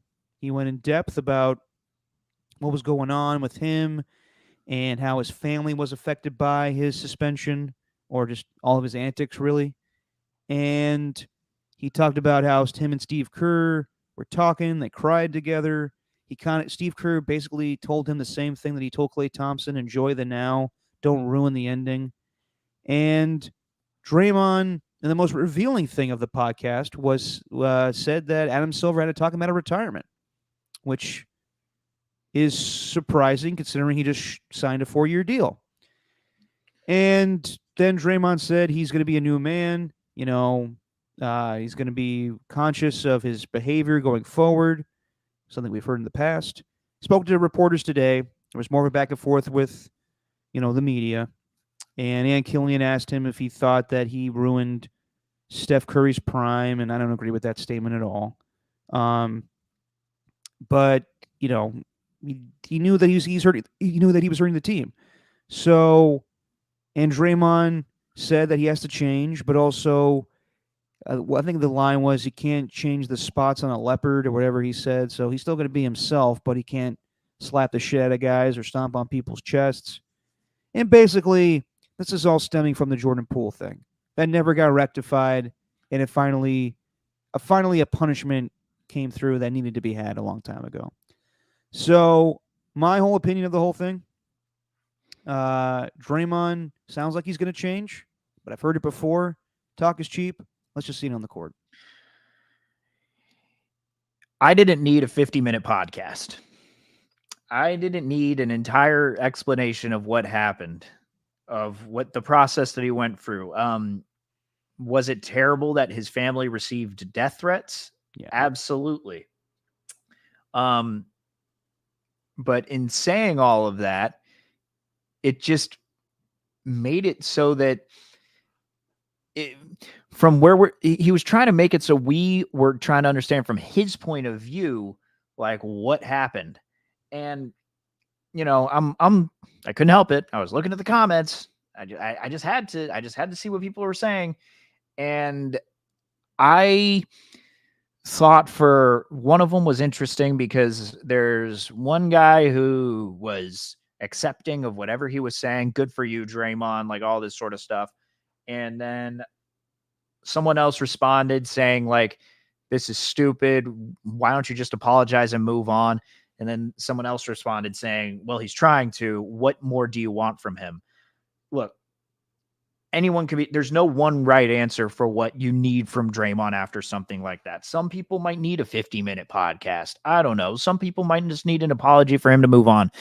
No, what I need to see from him personally, I need to see him back being that Draymond that we know. We need to see him get back to being the Draymond that truly loves basketball. Mhm. Because based on that press conference today, I actually thought the press conference was a little more telling than his podcast.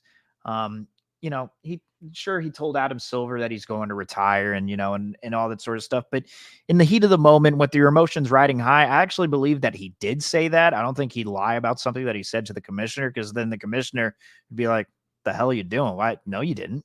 You know what I mean? Like, I don't think the commissioner would let that fly. I think he truly did say that, but I do think he was acting out of emotion. In the press conference, when he talked about how he needs to, or how it was refreshing to get away from basketball. Refreshing.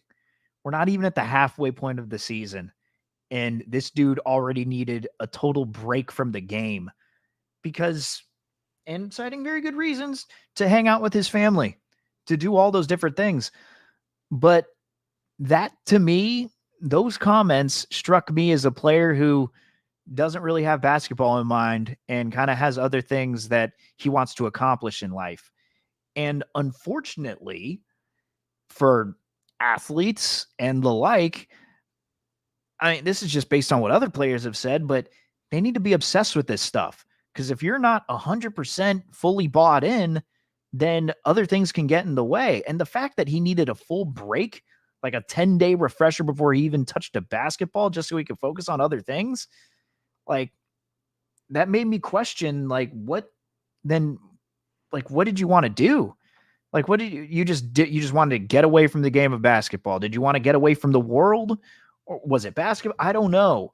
But like, from those comments, it made it seem like he's not 100% committed anymore. And I don't want to think that about Draymond, because what we love about Draymond is how emotional and how passionate he is about the game.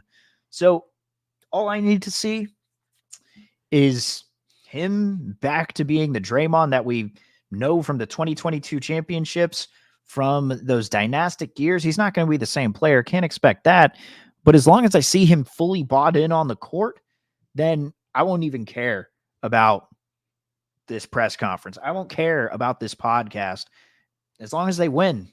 And, there's plenty of trade reports out there. It looks like they're going to stay with Steph, Clay, and Draymond. Looks like they're going to stick with Kuminga too. And Wiggins is the only player they're shopping right now. Although Moody's name hasn't exactly been mentioned in those guys who are a no-go. So watch out for Moses Moody. But, and I'm just speculating there. Yeah. But the Draymond thing, I personally didn't need a 50-minute podcast. Like, I didn't need that. Yeah, but you're never going to get that with Draymond these days. Yes. I will say that I'm just tired. I've seen this way too much in the last 3 seasons of a Draymond press conference to address something he did that wasn't basketball related. Whether it was punching Jordan Poole, the Sabonis stomping that led to a suspension, and now this. I am tired of listening to Draymond have to apologize. And I'm glad he did. And this is the most apologetic, I've heard him, but I'm sick of it. And I'll be frank, like, I know a lot of people in sports media say, like, isn't this good for us? We get a story. I don't think that way.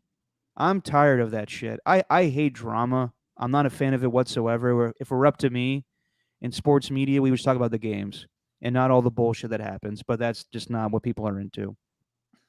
So I'm just tired. I'm tired of Draymond just having to talk about things that are not anything related to basketball. So I'm glad he did these things. And yeah, I don't need to hear a 15-minute podcast, but I listen to it because that's my job. And I hope that he says he's going to do everything that he wants to do, or he's going to do everything that he needs to do to change. That being said, he's still going to be the same old Draymond. Like, he's going to show you up and talk shit, and that's the way it should be. But you can't be smacking people. It was interesting to me in the podcast where he did say, when I heard Kevin Durant say that I need help, I was like, I need help? I need help. And that could have turned into a whole thing. But thank God he changed it where he was like, you know what? Maybe I shouldn't listen to him with such negativity. So I'm glad that he responded that way. But, I mean, shit, if we're living back in 2018, that could have been a whole thing again of Draymond calling out KD, and we never lived that story down. But I loved Kevin Durant's response to it. yeah, I did see that, but I didn't listen to the whole... He didn't know how to respond when someone goes to therapy, so he just did the classic, I hope he gets the help he needs. Like, he wasn't meaning anything malicious behind it. He wasn't acting like, yeah, Draymond needs help. He heard he was going to therapy, so he said it. But what is the timing of that? Because did he say it that night? No. Draymond wasn't going to therapy, so he said it the next day? No, he said that because he didn't play in the game against the Suns, and they had a back-to-back that week. Oh, So I okay. think they were playing the Nets the following day. So he was asked about the stuff from Nurkic, and I think from there, he said he heard that he was going to therapy. So he just basically said what you're supposed to say when someone is going to therapy or doing counseling or something. And this is why KD doesn't trust the media, because we always get the wrong idea of what he actually means. And Yeah. he's one of the few players that you can actually say, yeah, we do take him out of context a lot. Yeah. No, that's fair. So then maybe Draymond should have been reacting that way to Nurkic. Yeah. Because his quote was that night where he said that brother needs help. Correct. Yes. Why call out Kevin Durant? Why single them out? Like, what? I don't know. And then the whole Stephen A thing, and it's so well, annoying. that whole narrative was dumb. Like, Steph needs to be a leader. Steph has always been Steph. Just leave him alone. Like, that didn't need to be brought up. But yeah, it's easier said than done. I don't think that's going to be just, yay, Draymond's back. We're back to being the same team we used to be. They weren't good with Draymond. So there's going to be a lot of stuff they have to figure out. And also the retirement stuff. I highly doubt that it was just Adam Silver that Draymond Green said that to. I'm sure he told the team he feels a certain way. So it's going to be interesting to see how they embrace him. And I know that they love him and everything, but when you tell people in the middle of a season, I'm done, it's hard to come back from. And I think that's, Draymond signed this contract, and I think that he wanted to keep playing basketball. But this is the first time where I'm wondering, like just like you, Steven, that he got this new sense of life. Like, this was the first time I think that he wasn't so wrapped up in basketball where he could just hang out with his kids and his wife, where he was like, maybe this other life is pretty good. I could be on TNT and collect my paychecks and just talk about basketball and not have to resort or get to this stage in my life or get to this stage when I play basketball that I get so amped up and I go crazy that maybe I just need to calm down a little bit. We'll see. We'll see how it plays out. I think that because of these comments, it makes you feel like maybe they shouldn't move on from Kuminga. You think so? Well, Steve Kerr came on with us today, and Adam Copeland asked him, do you think there's a possibility that Draymond could come off the bench? He said, sure. And that's not anything new. But I think, like I said, I think we're gearing up towards a new Warriors team where we're playing with the younger guys. And I think that if we're up to Joe Lacob and Mike Dunleavy, I don't know how Steve Kerr feels, but I think they want to keep Kuminga because there's potential there. They just need to figure out how to use him. And I think that makes it easier if Kuminga's playing well to say goodbye to Draymond if he is thinking about his new life. Correct. And I think Ian, I think Ian really, or excuse me, Ian, I just got a text about my brother. I think it just popped up on the screen and I just said his name. I do think, I do think that Kuminga is going to stick with this team. And again, I don't knock Draymond for feeling that way. Like if he wants to be a family man, be a family man. But if the Warriors are paying you $25 million and they committed to you after everything you did last year, I think that's kind of unfair to the team. And but being a professional basketball player, being a professional athlete, it's not exactly fair to families with the way that they're just so entrenched in whatever they're doing. But it's the catch-22. Yeah. I will say this. I think there's a lot of times the stories that we don't hear about where players get so fed up with what goes in and day out of what needs to be done of being a professional athlete. I remember watching, I think, A Football Life on Meet Joe Green. And there was a season where he was upset about how the team was playing, and he got so fed up, they took all of his equipment and went to his car and said, I'm leaving. I'm done with the Steelers. And this is like during the 70s where they were in their heyday. And he had to be talked off a ledge and came back to the team. I think that stuff happens more than we like to know, where guys just get so distraught and fed up and angry. And it's like, I can't do this anymore. I just want to live a normal life. I don't want to be an athlete anymore. So I'm not going to, while it is concerning, I think that happens way more than we like to believe. So I'm going to give Draymond the benefit of the doubt that once he comes back, he's rejuvenated and wants to be all in about basketball. But he has seen the other life, and he has been, he has a TNT deal. He's got the podcast. There is a new life for him once basketball is over. So I'm sure that is enticing. But I think Draymond, being the man that he is, will honor what he signed with Joe Lacob. And I can agree with that. But one guy who is not really the player that they thought they were getting for a bargain deal is Andrew Wiggins, right? That's the name being floated around. Yeah. I got a feeling here. Do you think that Nuggets game was kind of the straw that broke the camel's back, so to speak? Like, there's literally zero logic behind Kerr's reason to not bring Kuminga in. Like, there was no logic behind it.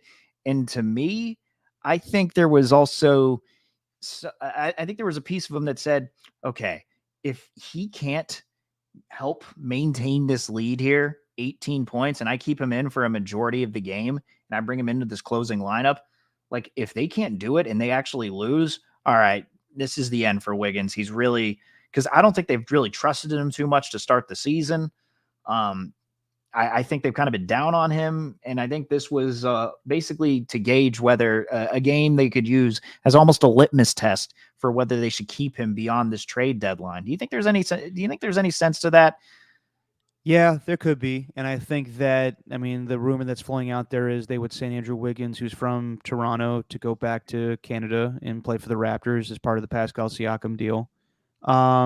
It's pretty clear that Steve Kerr does not want to go with the lineup that consists of Andrew Wiggins and Jonathan Kuminga again. I will give. I know a lot of people are giving Steve Kerr a lot of shit for the rotations and whatnot, but how many coaches can deal with 2 star players in back-to-back seasons leaving the team for an extended period amount of time to deal with something off the court? Like, obviously, Andrew Wiggins last year and this year with Draymond. So you got to give Steve Kerr a lot of credit for understanding that situation, both situations. I don't know what's going on with Andrew Wiggins. And we got the details. His father was sick. But something's still up. And I don't know what's going on there. He has not looked like the same player since the 2022 NBA Finals, or that whole playoff run, where he was slamming down dunks in Luka's face. Right. He has not looked like that player. And it may just be that that player does not come out unless that he's fighting for something that's significant.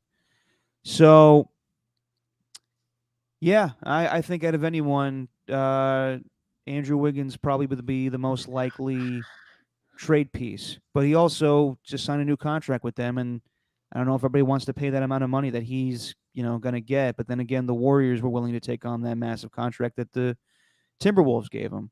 Yeah. So yeah, the Warriors have just so much bullshit going on with them right now. It's ridiculous. Mm-hmm. Ernie 2, since Ernie 1 has to make his name into the 95.7 Morning Roast Doobie Award winner. Good Lord, it makes it hard to read.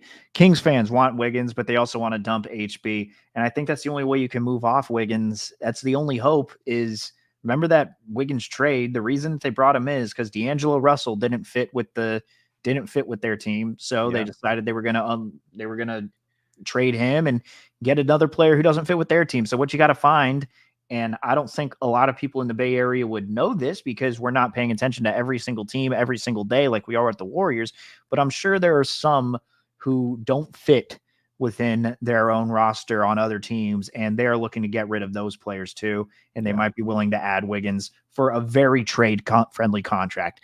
That's the main reason why, because I do understand all the questions about like what the market looks like for him, but there's got to be another team somewhere who maybe has a wing player that doesn't fit with what they want to do, and they just want to get rid of him. So I don't know who that player is, but I'm sure the Warriors are searching right now. Yeah, I mean, Andrew Wiggins is kind of a younger Harrison Barnes, so that would be kind of an upgrade for the Kings. But yeah, I don't know.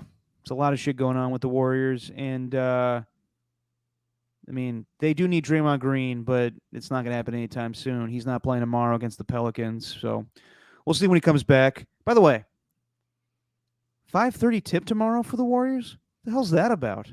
2 straight games. The other one? On Sunday? Mm-hmm. That's usually the case on Sundays, but a weekday 5:30 tip? Love that. Well, I know you do. Yeah. Because the game will end at, what, 7? 7:45? The hell kind of time are you on? Well, how long Probably are basketball games? Probably 8 o'clock. Okay. 8 o'clock? Okay, Come so on. 7:45. Come on, bro. It's 15 minutes. Come on, bro. I know it's an ABC game tomorrow, Otis Bird, but for a West Coast team, they couldn't put that at the East Coast start? Give me all the early games that you can. I would love it if they just push back Who's the going to game. go to the game? It's 5:30. People getting off work. I don't care. I'm not. You selfish bitch.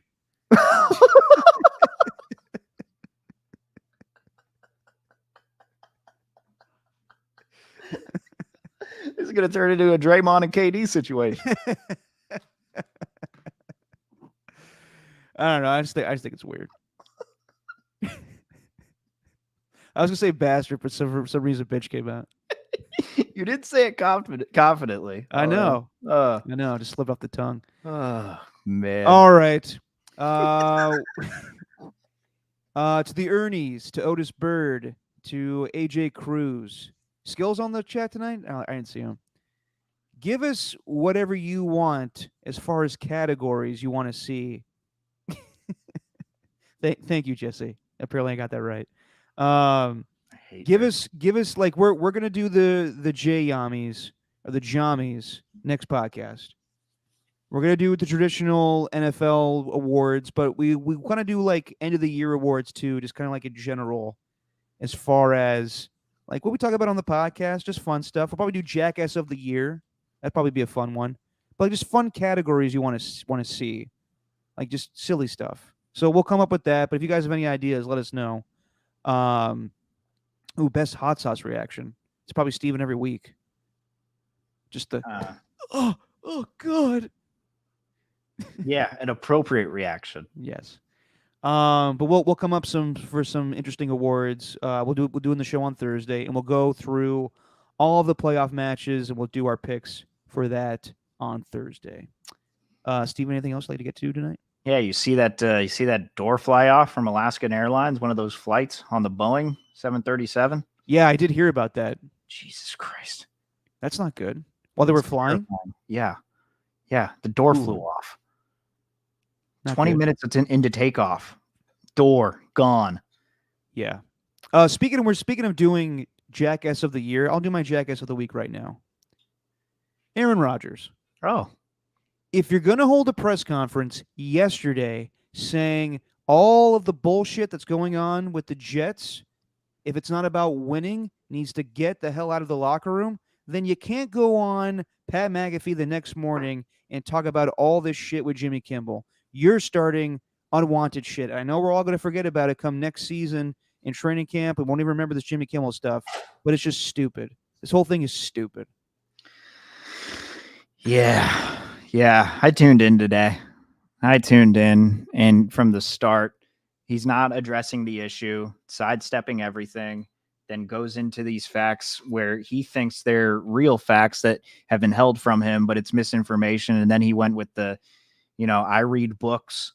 And then he started going into Robert F. Kennedy Jr. And then he used Dr. Peter McCall. It's just, this dude's a guy who only listens to Joe Rogan's podcast and then gets his information from there. And it's like, dude, you are not as smart as you think you are. And I think the ASU line wasn't bad though for Jimmy Kimmel. well, yeah, but like from Jimmy Kimmel though, like Jimmy Kimmel, I thought he could have gone way harder.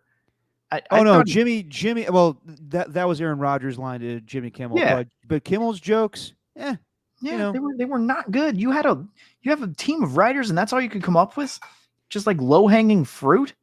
I got to Come be on. honest. Like the whole the late night game, as far as comedy these days, not my cup of tea. It's not like Conan coming out with a string dance and doing weird shit. Like now, it's not funny. No, it's a mess. And But I do hope both guys just shut up with like Jimmy Kimmel was right to be upset, but that's enough. Like okay, you're not going to sue. Let's not make this a thing. yeah, It's okay. Just everybody stop talking about it. yep. And Aaron Rodgers, he's so just everything that he says, man. I just can't believe I just can't believe anything that comes out of his mouth. I just can't.